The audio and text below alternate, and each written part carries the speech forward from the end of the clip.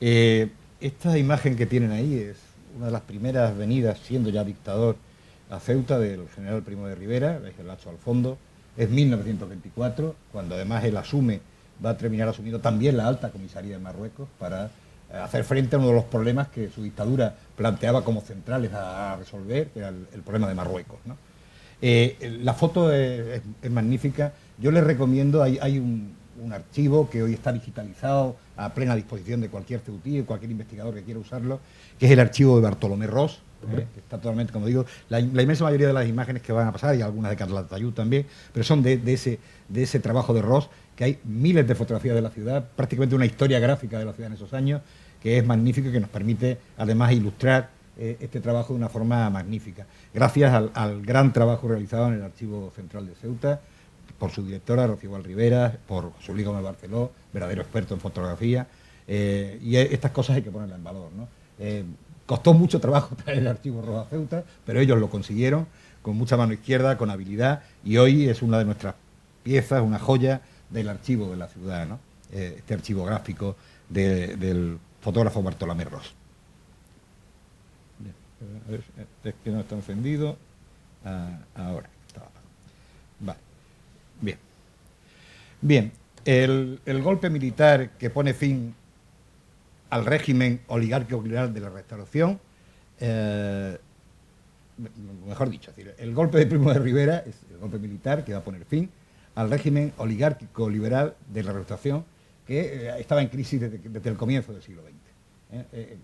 El régimen había nacido, como sabéis, del golpe de Sagunto en 1874, que ponía fin a un convulso periodo de la historia de España, una primera experiencia de revolución democrática, como fue la revolución de 1868 y después la Primera República Española, y significó un acuerdo de clases, básicamente entre la aristocracia y la burguesía terrateniente y la burguesía comercial e industrial, que venía de alguna manera a calmar la vida política del país. Prácticamente los años anteriores, durante casi todo el siglo XIX, el cambio político se había producido por pronunciamientos. Una facción, bien los conservadores, bien los liberales, apelaban a los militares de su facción para que, mediante un procedimiento, propiciaran el cambio político. No había un mecanismo de cambio político articulado, estable, y ese era uno de los grandes problemas. El acuerdo de Sagasta y de Cánova para traer este régimen de la Restauración va a suponer esa estabilidad y va a funcionar relativamente bien hasta finales del siglo XIX, ¿no? Fundamentalmente, ¿por qué va a dejar de funcionar? Pues básicamente porque el nuevo sistema, que está basado en algo muy claro, hay una constitución, la de 1876, pero en realidad el sistema se basa en la decisión de la corona. La forma de cambio político no es el voto democrático, porque el caciquismo lo anula sistemáticamente, hay un falseamiento absolutamente asumido por los dos grandes partidos, el Partido Conservador, el Partido Liberal, de la realidad política española, y es el encasillado y la decisión del rey de otorgar el decreto de disolución a uno a otro, el que realmente va generando las mayorías gobernantes en el país, ¿no? Como digo, eso funcionó bien hasta finales del siglo XIX, pero el modelo va a entrar en crisis, y va a entrar en crisis básicamente porque el país empieza a cambiar. Hay muchos cambios que van sucediéndose, tienen que ver con la infraestructura económica, tienen que ver con la aparición de nuevas fuerzas sociales y políticas, entre ellas el nacionalismo catalán, por ejemplo, o el propio nacionalismo vasco, que está más incipiente, pero naciendo también en esos momentos, el republicanismo, tanto el antiguo como uno de nuevo cuño, fundamentalmente nucleado en torno al reformismo de Melquíades Álvarez, ¿no?, que significa también la irrupción de la pequeña burguesía en la política española, en definitiva, y el desarrollo económico van generando unos cambios muy importantes. Estas nuevas fuerzas sociales quieren entrar al juego político, pero claro, el juego político está perfectamente estabilizado, garantizado por la corona, el ejército, que es un poder autónomo que depende casi directamente de la corona. Todos los ministros de la guerra son militares, el rey es el que entiende de los asuntos militares básicamente, más que el propio gobierno, y por otro lado la Iglesia, que da soporte ideológico, espiritual a esos gobiernos, y el caciquismo, que es el elemento fundamental de manejo político en esa sociedad, ¿no? Bien, pues frente a eso empiezan a hacer todas estas nuevas fuerzas que de alguna manera quieren la democracia, porque si no, no tienen juego, no pueden participar en el juego político, ¿no? ese desarrollo, como digo, va liberando estas nuevas fuerzas políticas que se encuentran cercenado el camino a poder ejercer el poder como lo ejercen el Partido Conservador o el Partido Liberal, ¿no? Yo les digo, me voy a extender un poco en esta introducción por una razón. Desgraciadamente, hemos tenido una pequeña desgracia en la versión de la jornada, y es que contábamos con el mejor historiador sobre este periodo, Eduardo González Calleja, un magnífico catedrático de la Universidad Complutense de Madrid, probablemente el historiador vivo más importante de este periodo, pero una enfermedad de su padre a última hora repentina ha hecho que no esté aquí, y por eso de alguna manera asumo el enmarcar un poco la dictadura de Primo, que lo hubiera hecho mucho mejor Eduardo González Calleja que yo, evidentemente, para poder luego hablar de Ceuta, ¿no? Bien, esta irrupción de nuevas fuerzas sociales y políticas se va a ver colmada en la crisis de 1917. Es una crisis donde las nuevas fuerzas políticas plantean una asamblea de parlamentarios, plantean la modernización del sistema con una huelga general que se celebra en esos días, y básicamente van a solicitar el apoyo de una nueva fuerza que ha nacido, una fuerza sindical dentro del ejército, las juntas de defensa. Las juntas de defensa son un elemento de sindicalismo militar que además va a poner boca abajo todos los gobiernos de la Restauración. Desde el día que nacen logran imponer su voluntad a todos los gobiernos de la Restauración, y prácticamente los gobiernos empiezan a entrar en crisis, duran poquísimo, porque las juntas de defensa ponen y quitan ministros de la guerra, gobiernos, etcétera, ¿no?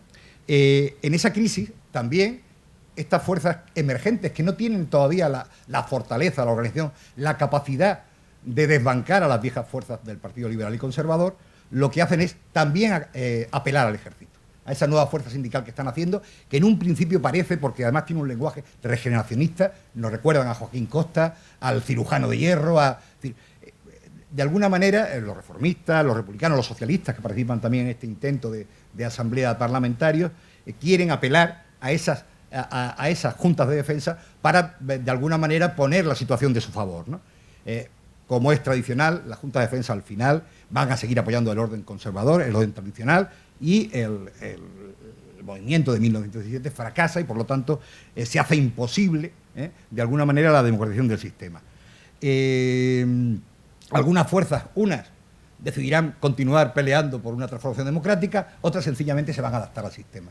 Caso, por ejemplo, del Partido Reformista de Melquiades Álvarez, ¿no? Que lo que hace es convertirse en una izquierda dinástica, pasa de republicano a monárquico y va a entrar en los últimos gobiernos de la crisis de la Restauración, ¿no? O, por ejemplo, pasa también con la Fuerza Nacionalista Catalana, que formaba parte de ese núcleo reformista de 1917. La Fuerza de Cambó, la Lliga Regionalista, es un partido evidentemente de derecha, formado por el empresariado, por la alta burguesía catalana, pero al final va a pactar con las viejas fuerzas del Partido Conservador, del Partido Liberal, cada vez más cuarteadas además, porque surge a la muerte de Sagasti Cánovas, empiezan a surgir nuevos líderes que no terminan de lograr la unidad en ninguna de sus fuerzas, ¿no? Ni en el Partido Conservador ni en el Partido Liberal, ¿no? En ese sentido, unas fuerzas deciden apoyar al sistema y entran en crisis con él, y otras van a continuar la reivindicación de una apertura democrática, ¿no? Un problema que viene todavía a poner más en dificultades en la crisis de la Restauración es la movilización obrera. De pronto ha sucedido la Primera Guerra Mundial, como consecuencia de ella la Revolución de Octubre, la Revolución Rusa.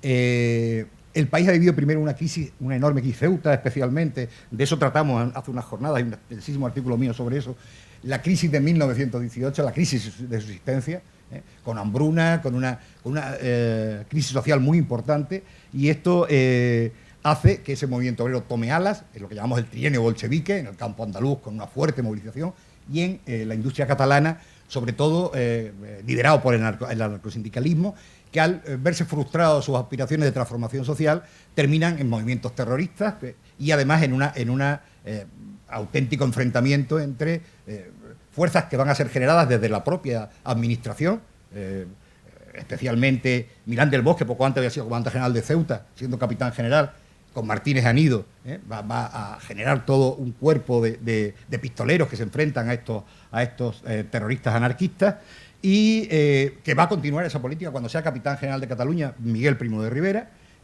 y como digo, pues todo este movimiento obrero emergente a partir de la Revolución de Octubre y de la crisis que provoca la Guerra Mundial, pues va a ser uno de los elementos también de crisis del sistema, ¿no?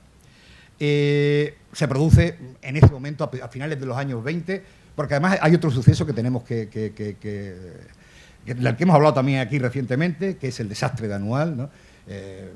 Se pierden miles de vidas, hay un enorme debate responsabilista, es decir, se culpa al rey, a los políticos de la Restauración, en definitiva, se genera una crisis política enorme, los gobiernos duran meses, a veces ni llegan al mes, en algunos casos, gobiernos de concentración, además ya ni siquiera son del Partido Liberal o del Partido Conservador, son gobiernos de concentración que unen varias fuerzas políticas para poder salir adelante, pero son gobiernos de gestión que apenas tienen capacidad de cambio político, ¿no? Por lo tanto, lo que se está produciendo claramente es una quiebra de la hegemonía política de aquellas clases que lo habían detentado desde el golpe de Sagunto, desde 1874. Este es el panorama en el que se inserta, como digo, el golpe de Miguel Primo de Rivera. El ejército, que se ha mantenido desde mucho tiempo, desde luego desde 1898, desde la pérdida de Cuba y Filipinas, de la crisis del 98, como un poder autónomo, además desde entonces culpando siempre a los políticos de los desastres del país, mantiene ese poder autónomo que básicamente gestiona el rey. Los gobernantes civiles no tienen capacidad de imponerse al ejército y por lo tanto tiene una larga tradición de poder autónomo. De hecho, durante la Restauración recordaréis crisis como la del Cut-Cut, de la famosa revista catalana, donde un grupo de oficiales entra y asalta una revista porque no le gusta una publicación que entienden antipatriótica, o inmediatamente al año siguiente la ley de jurisdicciones que da a los militares el derecho a juzgar los delitos de imprenta, quitándolo de la jurisdicción civil, o los intentos reiterados de oponerse a las reformas militares. El ejército está hipertrofiado, tenemos un ejército enorme que tiene un coste enorme para el país y lo lógico hubiera sido armarlo mejor, modernizarlo, reformarlo, pero hay una fuerte oposición de los militares a esas reformas militares y prácticamente, aunque hay varios intentos, el de la Cierva, por ejemplo, quizás más en el año 17, 18, pero no terminan de cuajar estos intentos de reforma militar que van a tener mucho que ver con el desastre de Anual, con la desorganización, con la falta de elementos de guerra, que va a suceder luego en el desastre de Anual, ¿no? En definitiva, los militares tienen un poder autónomo asentado desde principios de siglo muy poderoso, ¿no? ¿Qué es lo que va a pasar? Básicamente, Primo de Rivera, ante esta situación, decide actuar y se concierta, primero pacta con la propia burguesía catalana, incluso la nacionalista, que en un principio les habla de una posibilidad de cierta autonomía, de que va a ser respetado y consigue convencer a Cambó y a buena parte de la burguesía catalana que va a apoyar este golpe de Estado frente al desastre social que vive Cataluña, con el anarquismo desatado, el terrorismo en sus calles, las muertes. Recordaros que han salido datos, por ejemplo, ¿no? En el año 20, o Soldevila, el arzobispo o algún dirigente sindicalista moderado, el caso del Nodi del Socre, Seguí, ¿no? Barcelona es una lucha social permanente y eso hay que cortarlo. La burguesía catalana, hasta la nacionalista, decide apoyar el golpe de Primo porque la situación no puede continuar de la manera en que se estaba produciendo, ¿no? La dictadura, en principio, de Primo de Rivera no tiene su primer manifiesto. Nos habla de una dictadura de corte militar clásica, personalista, bastante personalista. Era un personaje populista, muy pagado de sí mismo, muy personalista, pero no surge en el vacío. No es casual. Yo no me acuerdo, porque mi memoria cada vez es peor. Algún apunte tengo que traer, pero ya antes del golpe de Primo de Rivera tenemos un primer golpe que se va a dar en diversos países de Europa. El primero es el de Hungría, Horthy, Miklos Horthy, en 1920, un poquito antes del golpe de Primo de Rivera, que termina cortando también una situación parecida a la de España, de una oligarquía liberal que gobierna en Hungría, y lo sustituye por una dictadura militar. A partir de ahí, un poquito antes del golpe de Primo, se está produciendo también la marcha sobre Roma de Mussolini. El fascismo mussoliniano no tiene mucho que ver con la dictadura de Primo, ahora veremos cuáles son sus diferencias, pero va a ser también un referente, sin duda, para el golpe de Miguel Primo de Rivera. Fundamentalmente, esta etapa, luego los golpes van a sucederse en diversos países, Polonia, Portugal, Lituania, Yugoslavia, hay un conjunto de países donde se van a producir estos golpes, con estas dictaduras de corte autoritario, conservador, no de corte, quitando la italiana, efectivamente, las demás, digamos, de este corte militar conservador, que lo que vienen en definitiva es a solventar los problemas que se están dando, como el que se había dado en España en el 17, como se estaba produciendo una transición entre esos regímenes oligárquicos liberales, controlados por una oligarquía que controla todos los resortes del poder, y los regímenes democráticos. Estas dictaduras vienen a poner un tapón en ese proceso, no dejan evolucionar el proceso de transición de las oligarquías liberales a sistemas democráticos, y esto va a ser asumido en muchos países por generales, por militares con poder y mando, que pueden cortar estos procesos que se iniciaban de democratización, que tenían que ver también con el desastre de la Primera Guerra Mundial. Recordáis que se dibuja un nuevo mapa de Europa completamente, el Imperio Austrohúngaro se diluye, en definitiva estamos ante ese escenario, ¿no?, de transformaciones que suceden a la Primera Guerra Mundial, con una expansión enorme del movimiento obrero en toda Europa, sobre todo espoleado por la Revolución Rusa. Por lo tanto,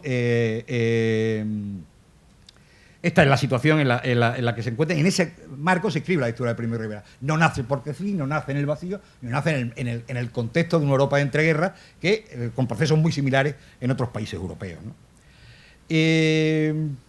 ¿Cuáles son los primeros elementos que marca como esenciales de su nuevo régimen Primo de Rivera? Uno es el desarrollo económico, pero un desarrollo económico autoritario, intervencionista, decidido desde el poder.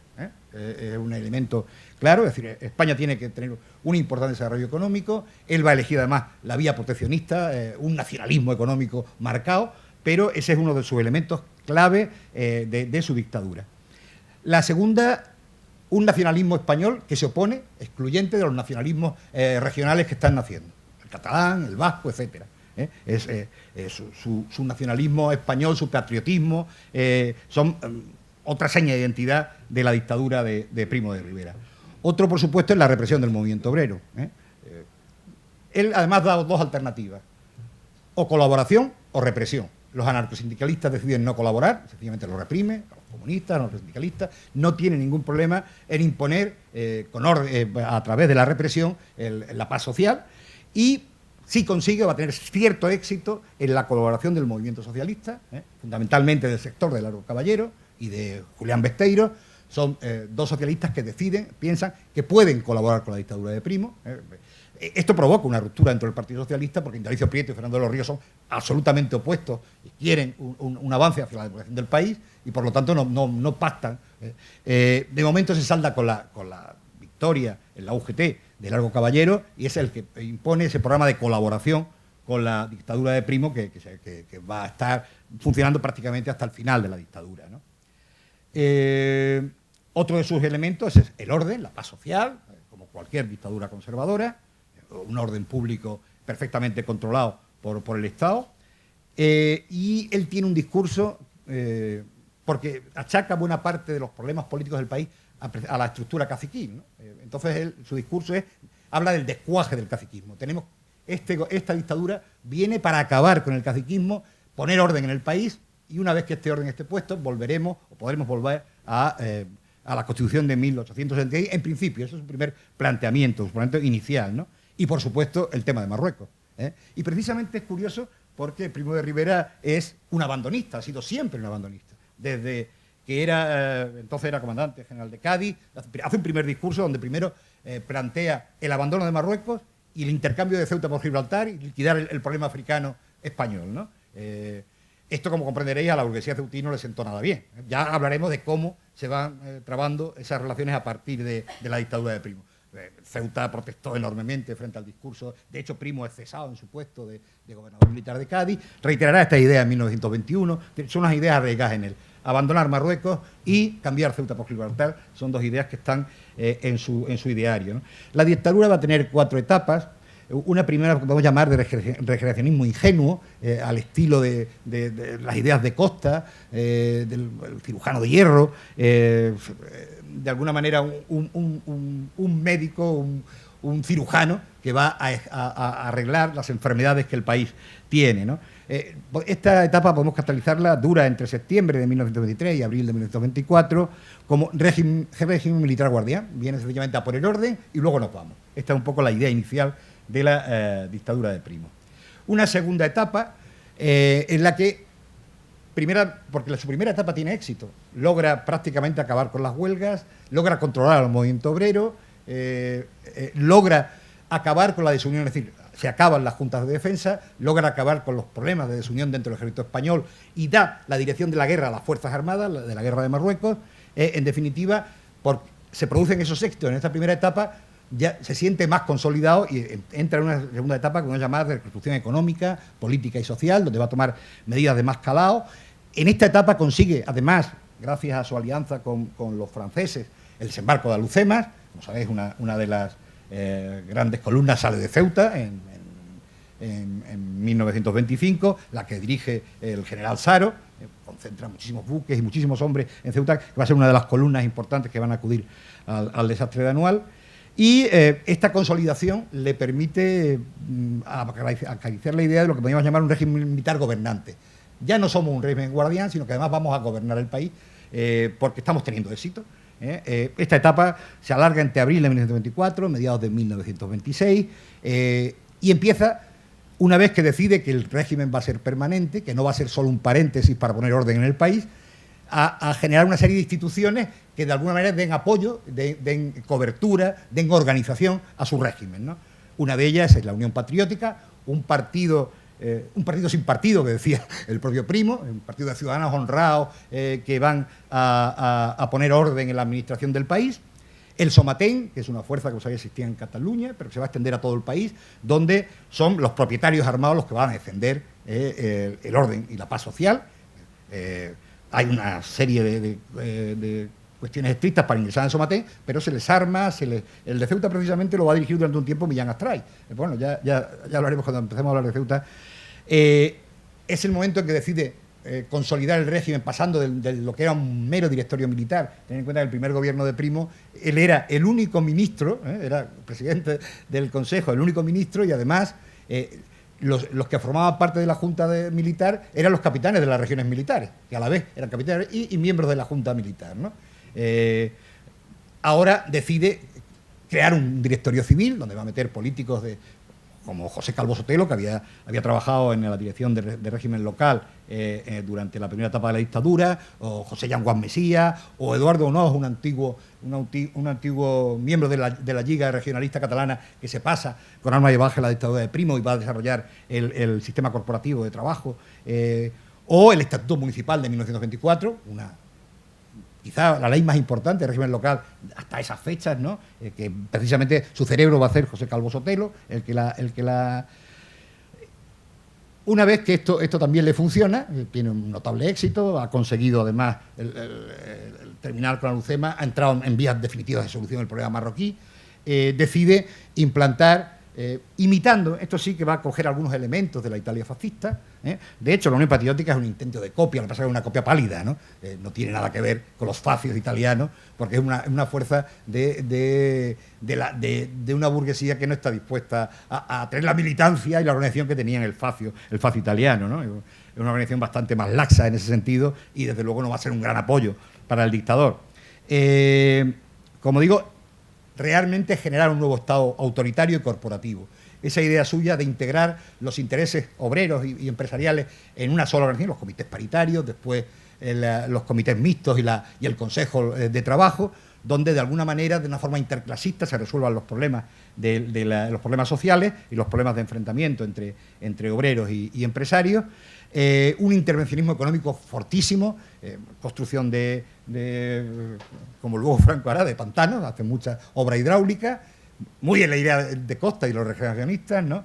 El monopolio de petróleos de Camsa, por ejemplo, las carreteras, crea una empresa de firmes nacional que se encarga de... pero todo esto lo va a financiar básicamente porque no es capaz de hacer una reforma en profundidad del sistema fiscal y lo financia en base a empréstitos, a deuda pública, en definitiva. Está generando una enorme cantidad de deuda para poder llevar adelante todo su plan de intervención en la economía nacional. que en un principio funciona, da un periodo muy, muy importante de desarrollo económico en los primeros años de la dictadura, pero que luego va a entrar en una serie de problemas importantes. Básicamente, pues, el crash de 29 es un palo importantísimo, es decir, la crisis económica internacional va a hacer que de pronto nos quedemos con toda la deuda, con la peseta además muy inestable, con una inflación importante, y empieza a entrar en crisis ese modelo de desarrollo autoritario, intervencionista que Primo había montado. Intenta también crear una Asamblea Nacional, pero que además es consultiva. Él podía o no, en definitiva, aceptar los trabajos de esta Asamblea Nacional, cuya misión era generar una nueva constitución autoritaria, corporativa.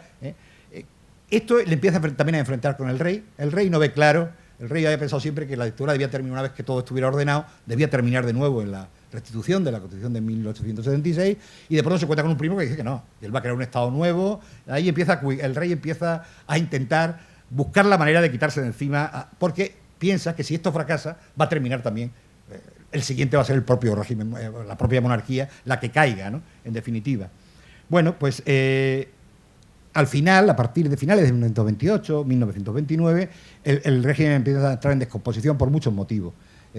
Primero, se va a enfrentar con parte del ejército, llega a disolver el cuerpo de artillería, como recordáis, porque se niegan a los ascensos abiertos, defienden la escala cerrada, como siempre habían defendido los cuerpos facultativos, y Primo va a terminar disolviendo el ejército, cosa que desde luego el rey no vio con ninguna simpatía.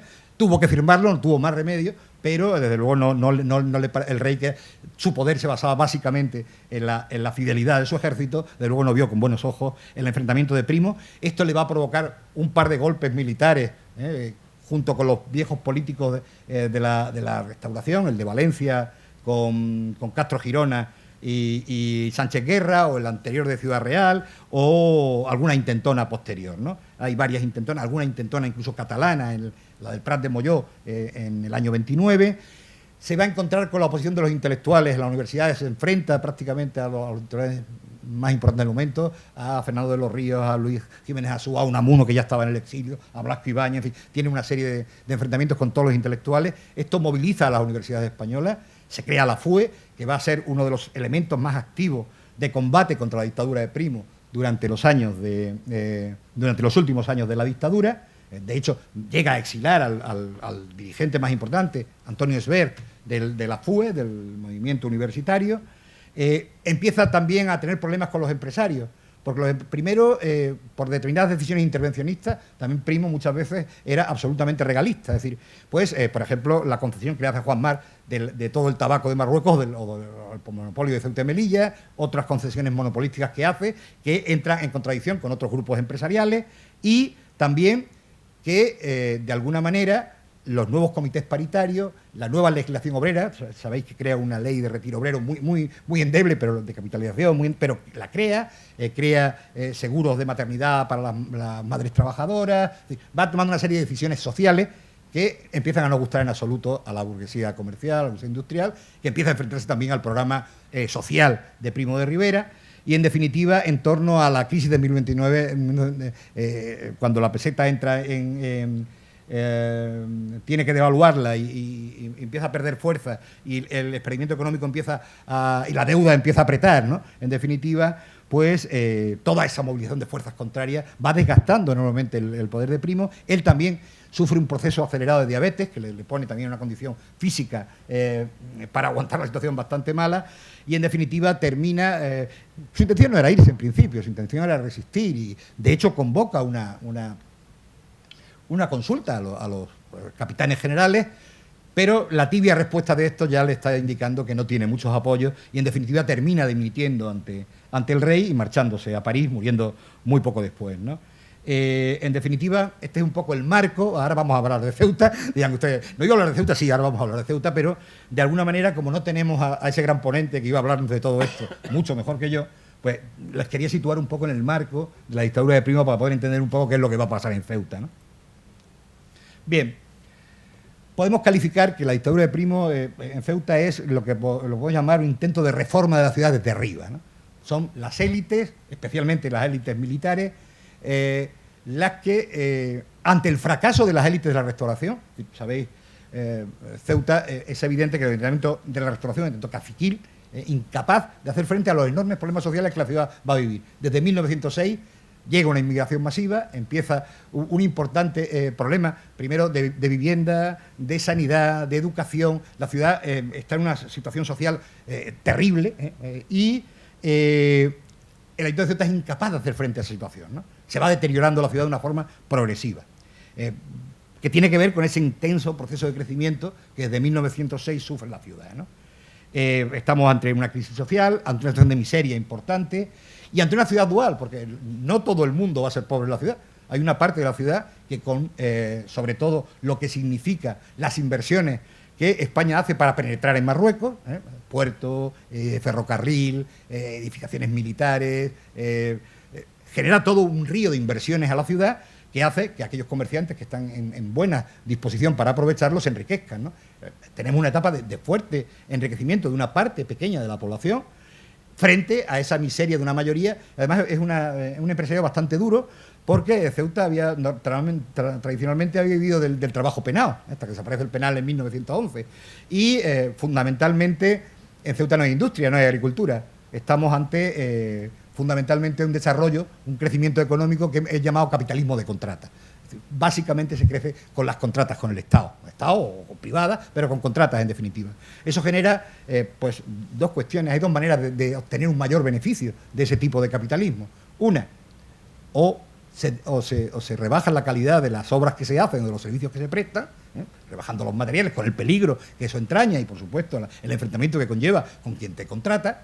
Y dos, disputa la pluralidad de los obreros, es decir, peleas porque su salario sea menor y tu ganancia es mayor. En definitiva, esto genera en Ceuta un capitalismo bastante duro, este capitalismo de contrata, que además se ve agravado en Ceuta porque además la única imposición, Ceuta es una ciudad sin imposición prácticamente, no existe ninguno de los impuestos que se pagaban en el país, solo el arbitrio de arder, comer y beber, que era un arbitrio que pagaban aquellas mercancías que entraban al puerto, que eran o alimentos o combustibles, primero la leña, pues yo decía el arder, luego los combustibles fósiles, etcétera, y claro, eso genera la ciudad, hasta la dictadura de Primo, eso venía a ser el 90% del ingreso del ayuntamiento de la ciudad.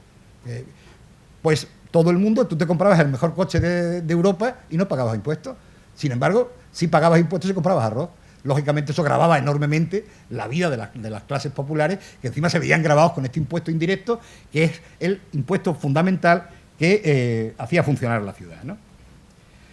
Por lo tanto, el ayuntamiento caciquil, aunque hay un intento de reforma a partir de los años 20, porque era imposible, había que hacer frente a la crisis social que la ciudad padecía, sobre todo un alcalde reformista, Martínez Durán, intenta ampliar la imposición municipal hacia nuevos productos, son arbitrios, pero hacia nuevos productos, y se encuentra con el primer local patronal de la historia de Ceuta, en 1921, y al final el empresariado ceutí, la Cámara de Comercio, que es su gran opositora en aquellos momentos, logra echarlo de la alcaldía, y aquella reforma hacendífica, tímida, que tampoco era una, pero se ve frustrada, ¿no?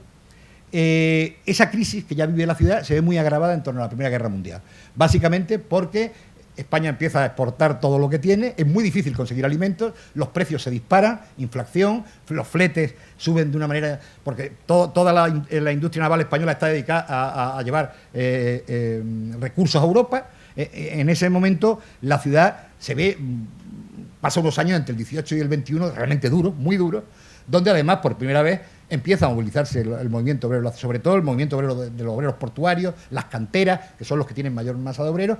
Se plantea la primera huelga general de la historia de la ciudad, el nacimiento de organizaciones obreras. Todo esto viene a poner más en crisis todavía la situación que la ciudad ha vivido desde 1906.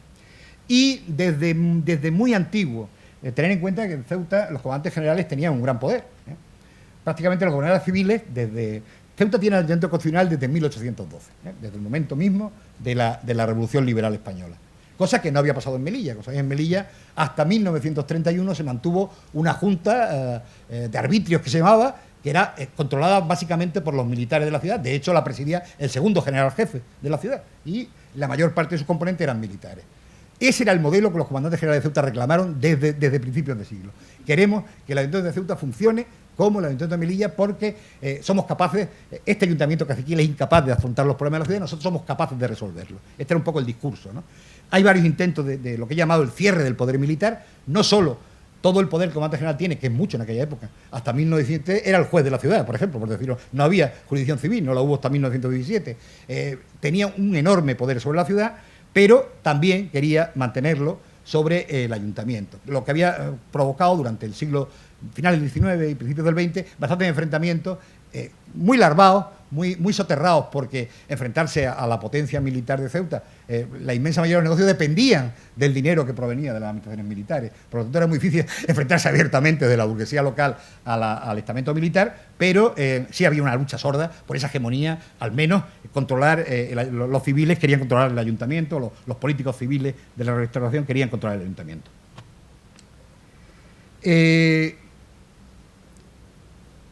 En ese momento del golpe, ¿qué van a hacer los militares?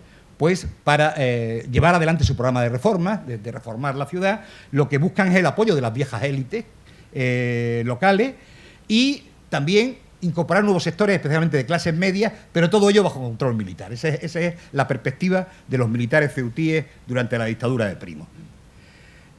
Este modelo de dictadura en Ceuta como elemento de transformación, de reforma de la ciudad, va a fracasar.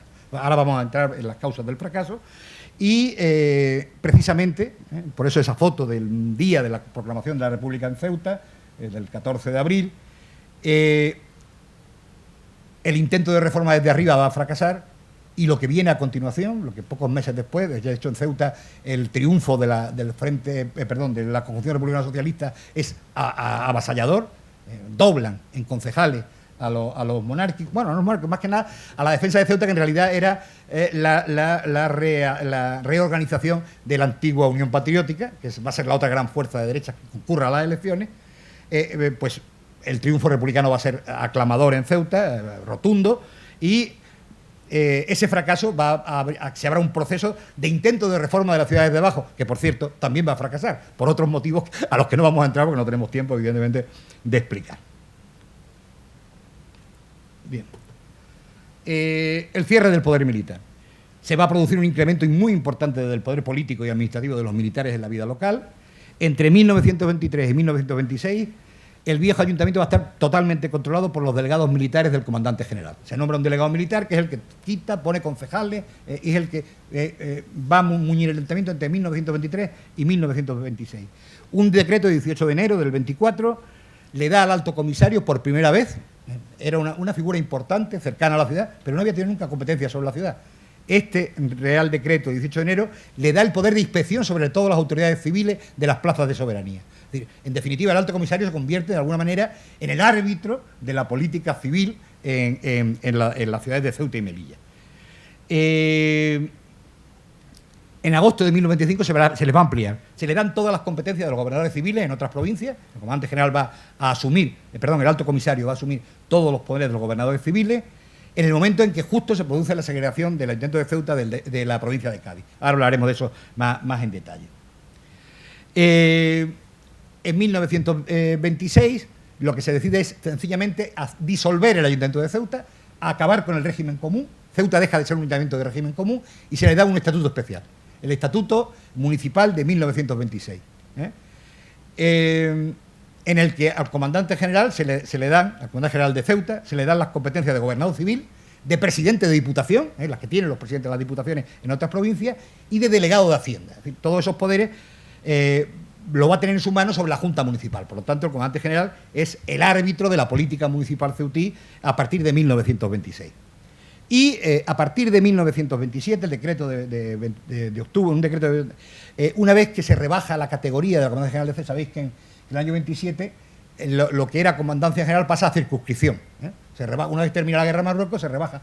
Ya no son generales de división, van a ser generales de brigada los encargados, y en ese momento el nuevo jefe de la circunscripción deja de tener competencias civiles y se les da a unos militares, coroneles, la mayoría de los jefes de plaza de la época, pues están Cándido Sotelo, Procopio Pignatelli, Modesto Aguilera, el que luego fue ministro, el ministro del primer gobierno de la Guerra Civil, Luis Castelló, que fue también militar en Ceuta, o coronel en Ceuta en esa época, son los que van a ejercer como delegados gubernativos del alto comisario en la ciudad de Ceuta, y se encargan, digamos, de la política civil. Bien, el ayuntamiento en el momento se produce el golpe, unos días después, el golpe se produce entre la noche del 12-13 de septiembre, es destituido el 1 de octubre, porque el discurso que se hace es que hay que acabar con la política caciquil y ese ayuntamiento representa lo más duro del caciquismo ceutí y por lo tanto se le echa a todos los concejales, pero lo que pasa es que no hay una alternativa, no han pensado qué van a poner si echan a los concejales, cómo gobernamos el Ayuntamiento de Ceuta. Y lo que deciden es poner a los vocales asociados. Los vocales asociados en aquella época eran unos vecinos que eran elegidos por los propios... En principio debían ser los mayores contribuyentes, pero como en Ceuta no había imposición, no había construcción industrial, no había manera... se hacía por elección del propio ayuntamiento. Con lo cual, en definitiva, los vocales asociados no eran más que los amigos de los caciques que estaban en el ayuntamiento. Pues lo que hacen es poner a esos amigos, que habían sido nombrados precisamente por el Ayuntamiento de Ceuta, como concejales de la ciudad. Bajo el control, eso sí, de un delegado militar. El primer delegado militar que hace cargo del control del Ayuntamiento de Ceuta es Raimundo Fernández de la Mora. Es precisamente tío del que luego fue ministro de Franco, Gonzalo Fernández de la Mora. Es un jurídico militar de brigada que está en ese momento, estaba sirviendo en la alta comisaría, pero en ese momento está en Ceuta y se le encarga de ser el primer delegado militar sobre el Ayuntamiento de Ceuta. En realidad, la captación o la cooptación de los miembros de los vocales asociados,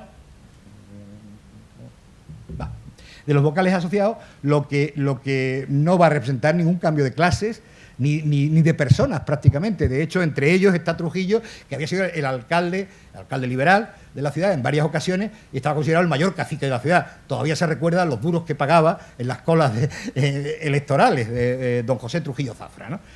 Pues es uno de los que va a entrar, Entre ellos 5 antiguos concejales de la Restauración. En definitiva, no hay ningún cambio de clase. Los vocales asociados representan exactamente lo mismo que representaban los viejos concejales de la Restauración. Sí se abre en los plenos una etapa de depuraciones, de denuncias anónimas, en las que a veces se hacía sin prueba. Es muy curioso leer las actas de esas sesiones municipales, donde, curiosamente, uno de los que más denuncia es el que entonces era jefe de la zona de Ceuta, es como pasó a llamarse el segundo jefe de la comandancia, que era Gonzalo Queipo de Llano, que estuvo en 2 ocasiones como jefe de zona en Ceuta. Fue una de las personas que más, por ejemplo, denunciante fue Sánchez Prado, nuestro médico, luego alcalde, fue uno de los denunciantes que allí aparecen, o Roballo, o el antiguo alcalde Martínez Durán, hubo bastantes denunciantes, pero lo cierto es que todas estas denuncias sobre el caciquismo local no fueron a ningún lado. En definitiva, prácticamente no hubo procesos, no hubo sanciones. Y en la primera etapa, los alcaldes fundamentalmente van a ser militares retirados, son 2 los que ejercen. Eduardo Álvarez Ardanuy, que había sido jefe de la Comisión de Estado Mayor de España en Tánger, de los militares que hicieron todos los planos del Protectorado antes de la penetración española, que residía en la ciudad. Y el otro, vamos a hablar de ahora con más despacio, Rodríguez Macedo, ahora hablaremos de él. Técnicos, se nombra a uno de los ingenieros del puerto, Rafael Vegazo. Había una cierta idea, por ese regeneracionismo costista que está en la base ideológica de Primo de Rivera, de que era necesario llevar a los técnicos, ingenieros especialmente, va a haber muchos ingenieros en el Ayuntamiento de Ceuta, precisamente por esa idea del regeneracionismo costista de que la reforma de España necesitaba de personal técnico capacitado y tal, y se van a fijar muy especialmente en los ingenieros, ¿no?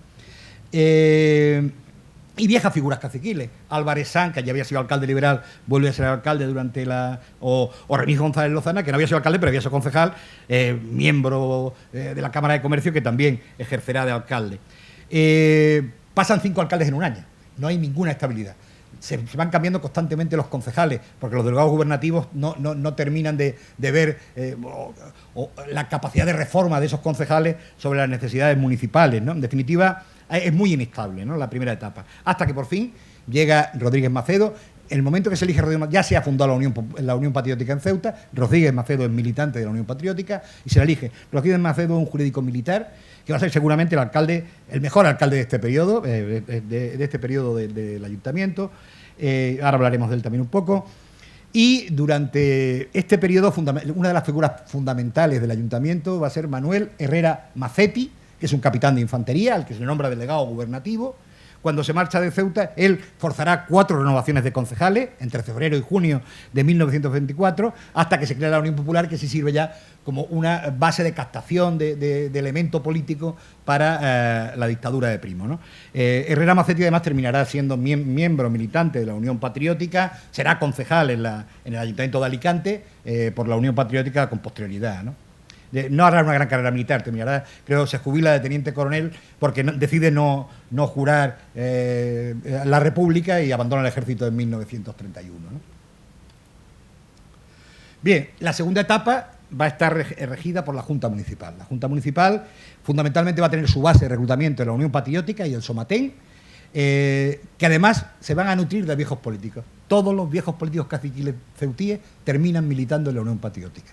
Poquito a poquito van ingresando y terminan siendo el elemento central de organización de la Unión Patriótica. Es decir, esto demuestra que el discurso, el descuaje del caciquismo, no era más que un discurso, una retórica, ¿no? Porque en definitiva son las mismas clases las que vuelven a ocupar los puestos de poder y los puestos principales en la Unión Patriótica y en el Somatén. Básicamente están captados desde los poderes económicos, desde la pequeña y mediana burocracia controlados básicamente también por la oligarquía. Los dos grandes presidentes, o los dos presidentes que tiene la Unión Patriótica en Ceuta, son Manuel Matres Toril, médico municipal, y Manuel Delgado Villalba, presidente de la Cámara de Comercio, antiguo concejal conservador, uno de los caciques clásicos de toda la etapa de la Restauración, ¿no? Por lo tanto, como digo, la Unión Patriótica no va a significar ninguna renovación de personal político, a pesar del cacareo discurso del descuaje del caciquismo, ¿no? A partir de noviembre del 26 se empieza a funcionar la Junta Municipal. Es totalmente designada, aunque teóricamente el estatuto prevé que sea elegida en parte, porque hay vocales natos, que son los militares, pero es designada entera por el comandante general. Durante toda su existencia, la Junta Municipal, los miembros entraban por designación directa del comandante general o de la autoridad militar. En principio, estaba presidida por un general o un coronel. El primer presidente va a ser Gómez Morato, y dimite muy pronto, está muy pocos meses, y entra el coronel José García Benítez, que es un coronel de ingenieros que ya había trabajado en Ceuta, había trabajado en el puerto, había trabajado en la traída de aguas a Ceuta, era un conocedor de la realidad ceutí y es el que va a durar un poco más de tiempo antes del siguiente cambio. Se va a modificar 2 veces el estatuto, una mención muy sencilla, y es que como Melilla no tenía ninguna legislación, lo que hacen es ampliarle el estatuto de Ceuta, ¿no? Habían copiado el modelo de Melilla, pero Melilla no tenía estatuto municipal, y lo que hacen es, en el 27 se modifica para meter a Melilla, ya no es solo el estatuto de Ceuta, es de Ceuta y Melilla, y en el 28 lo modifica para poner a un civil como presidente. Ya no va a ser un general o un coronel, sino que se permite que un civil pueda ser presidente de la Junta. En este caso eligen a un viejo conocido de la ciudad, el gran director de las obras del puerto, José Rosende, ingeniero que estuvo aquí desde 1904, que va a ser el que se encargue de esa última etapa de la Junta Municipal en Ceuta. Van a rotar 83 miembros a lo largo de su existencia, 44 de ellos son militares. Hay más militares fundamentalmente porque la rotación es más grande, claro, porque hay destinos, los militares a veces se marchan, entonces hay mayor rotación de militares, y 39 civiles, ¿no? Es una composición de clases muy similar a la que hemos visto por el Ayuntamiento de Ceuta, y se produce una clara militarización de toda la vida civil. El ayuntamiento está controlado por el poder militar, la delegación del trabajo, la delegación de sanidad, en definitiva, toda la política civil está en manos de los militares. Perdóname, es que mira, porque no quiero. Pero además en Ceuta se da, curiosamente, un caso contrario. Mientras que en España, en ese momento, 1925, el directorio militar está cediendo el poder a los civiles, crea el directorio civil, crea gobernadores civiles, va reemplazando a los delegados militares. En Ceuta eso no sucede. Lo que se produce es precisamente el proceso inverso, un mayor recentralización del poder militar durante esos años, ¿no? Bien, vamos a ir muy rápido porque me estoy quedando sin tiempo y la conferencia es bastante larga y yo siento mucho y, en fin, voy a intentar. Fundamentalmente la etapa de Rodríguez Macedo es un intento de reforma de la ciudad, pero se va a encontrar con un grave problema. Primero, los primeros alcaldes, ya en el caso de Álvarez Sanz, la dictadura decide que Ceuta, como tiene que hacer frente a la reforma, necesita financiarse, va a poder, primero, generar arbitrios extraordinarios que iba a pagar los empresarios ceutíes para financiar el desarrollo, la reforma de la ciudad, pero estos intentos, cada vez que se hacen, provocan el enfrentamiento de la Cámara de Comercio, de la burguesía local, y provoca la dimisión de los alcaldes. Álvarez Sanz, que precisamente en ese momento tiene uno de sus concejales, Mariano Bertucci, va a ser concejal de Álvarez Sanz, es el presidente de la Comisión de Cultura de la ciudad, y Compañ y otra serie de concejales van a dimitir para no enfrentarse a la Cámara de Comercio, y prácticamente no hay reformas durante ese periodo. Rodríguez Macedo sí asume la necesidad de reforma, genera un presupuesto extraordinario, genera estas acciones extraordinarias y asume la reforma de la ciudad. Pero, aunque, como veis, la base del sistema va a seguir siendo el arbitrio, que sigue siendo casi el 80% de los ingresos municipales, a pesar de que hay un cierto incremento de la financiación municipal a través de algún nuevo impuesto a la construcción industrial que se va a fijar en Ceuta, o de recargo sobre algún otro impuesto, ¿no? Además, la ciudad va a entrar en crisis. En Ceuta la crisis se adelanta del 29. ¿Por qué? El final de la guerra de Marruecos. Ya Parrado Gil, un famoso socialista, director de la Oficina de Cooperación Obrera durante la República, había hablado del Río de Oro. El Río de Oro empieza a cortarse. Empieza a repatriarse el ejército, ya no hay tantas obras militares y la ciudad empieza a entrar en crisis progresivamente desde 1927, que además el puerto había empezado a expandirse, su actividad comercial había servido un poco para parar esa crisis, pero resulta que a partir del 29, con la crisis mundial y de los flujos comerciales, el puerto también empieza a entrar en crisis comparativamente, ¿no? Por lo tanto, a partir de 1927 va a haber serios problemas de financiación municipal, ¿no? Y además se van a incrementar enormemente los gastos de la beneficencia municipal. De hecho, va a haber todo un proceso de repatriación. La ciudad llega a tener hasta 57.000 habitantes en 1927, es su máximo. Ha pasado prácticamente de los 10.000, de los 13.000 en 1910 a 57.000 en 1927. Estamos hablando ha duplicado su población en muy poquitos años, ¿no? Claro, en el momento que llega la crisis es imposible sostener toda esa población sobre la ciudad. Va a haber una vuelta de muchos obreros que llegaron a la ciudad a trabajar hacia sus lugares de origen, y eso va a generar, porque se tiene que financiar con la beneficencia municipal, un incremento muy importante de los gastos de beneficencia, que van a tener que ser satisfechos por el ayuntamiento, ¿no?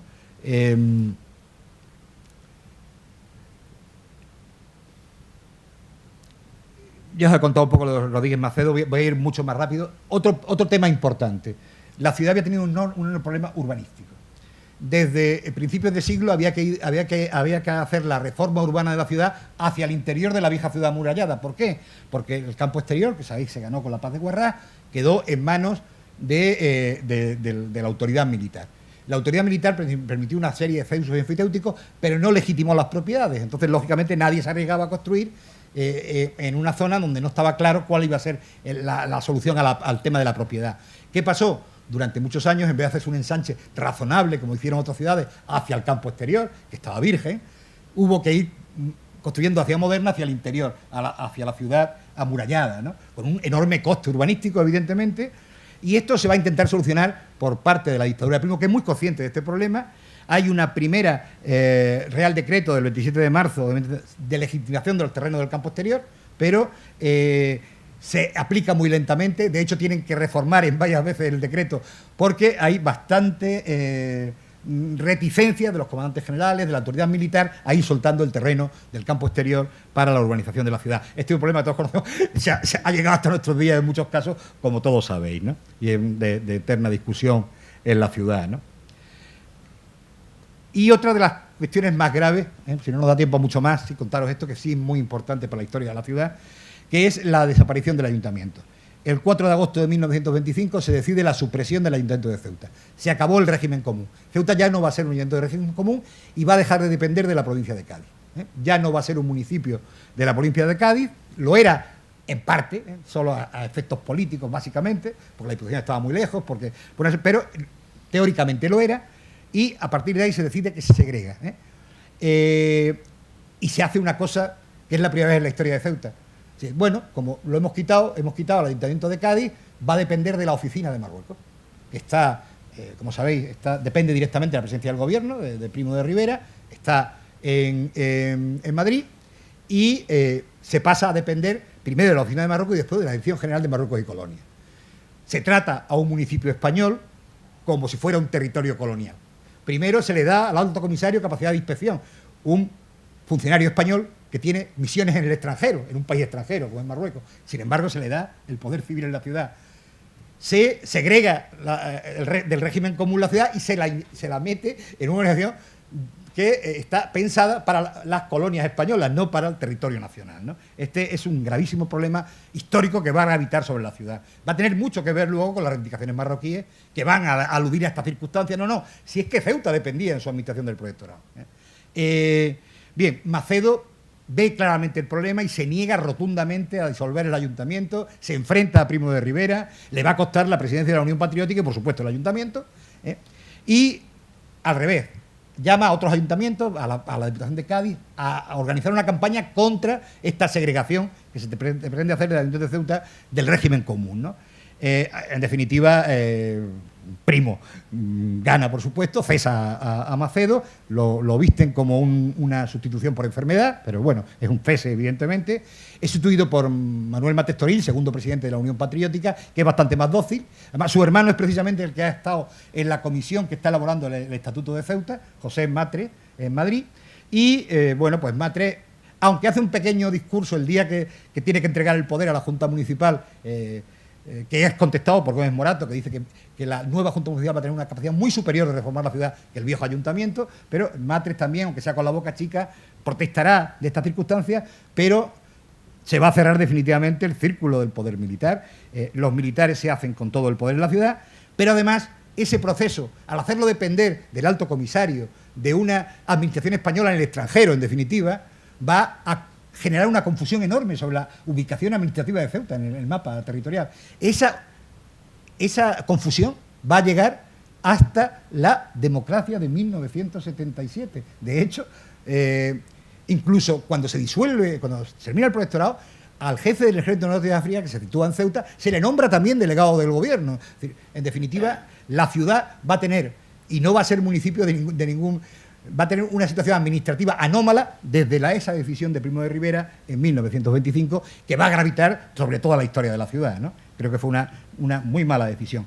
Hay un informe muy interesante que yo recomiendo leer a quien pueda. Está publicado en alguna de mis publicaciones, el informe, o buena parte del informe, que hace un diplomático que es director de la oficina de Marruecos en la presidencia del gobierno, que es Manuel Aguirre de Cárcer, que tiene muy claro, y en eso justifica la decisión de crear una junta municipal. Dice, Ceuta, una vez que termine la guerra de Marruecos, y con la crisis económica que se va a provocar, la falta de recursos municipales, hace que sea una ciudad absolutamente inviable. Por lo tanto, tenemos que modificar, por eso basan la creación de la Junta Municipal en ese informe de Aguirre de Cárcel, que es muy extenso, habla de los problemas de la ciudad y acertó con la crisis económica. Está hecho en el 25, la crisis se declara en el 27, pero el informe es interesantísimo. Hay un fondo muy importante tanto de la legislación del campo exterior como de los problemas sociales de la ciudad en el Archivo Histórico Nacional. Curiosamente en el Ministerio de Hacienda, son unos legajos que están en la documentación del Ministerio de Hacienda, pero son todos estos informes que provenían de la Oficina de Marruecos y Colonias, que son muy interesantes para el conocimiento de la historia de la ciudad. Bueno, yo es que no quiero comerle el tiempo a José Antonio. Voy a tener que prácticamente, pues hoy no lo he clavado, otros días soy capaz de clavarlo. Es un periodo muy, como digo, muy... Solo antes de cerrar, nos comemos muchísimas cosas, pero sí decir que la Cámara de Comercio y el empresario de Ceutí se convirtió en el verdadero base social de la dictadura de Primo en Ceuta. Y es curioso, porque esta burguesía estaba muy enfrentada con Primo. Primero, era una burguesía que había basado todo su desarrollo en el africanismo. Para la burguesía comercial ceutí, la penetración en Marruecos y los negocios con Marruecos eran fundamentales. Esa es parte de su ideología fundamental a lo largo de toda su conformación. Y segundo, Primo había, por lo tanto ya el abandonismo de Primo era absolutamente rechazado por el empresariado ceutí. Primo había propuesto el intercambio de Ceuta por Gibraltar, que lógicamente era absolutamente rechazado. Sin embargo, poco a poco se va a ir convirtiendo en la principal institución de apoyo a Primo en Ceuta. Y eso porque básicamente... Y otra razón que le llevaba a no apoyar a Primo, y era el descuaje del caciquismo.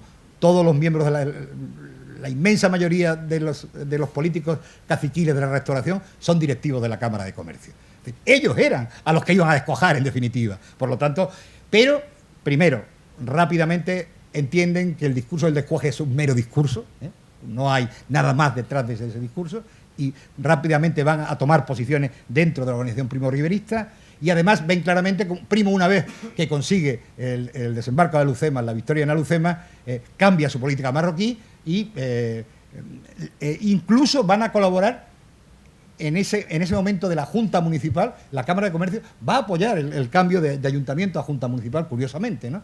Pero digo, se convierte claramente en la base social de la dictadura primo-riverista en Ceuta. De todas maneras, hay otras muchas cosas que me hubiera gustado decirles, pero está José Antonio, que también tiene un trabajo, va a hablar de algunos aspectos que yo también hubiera tocado, y creo que lo va a hacer magníficamente. Muchas gracias y no quiero robar más tiempo a mi compañero.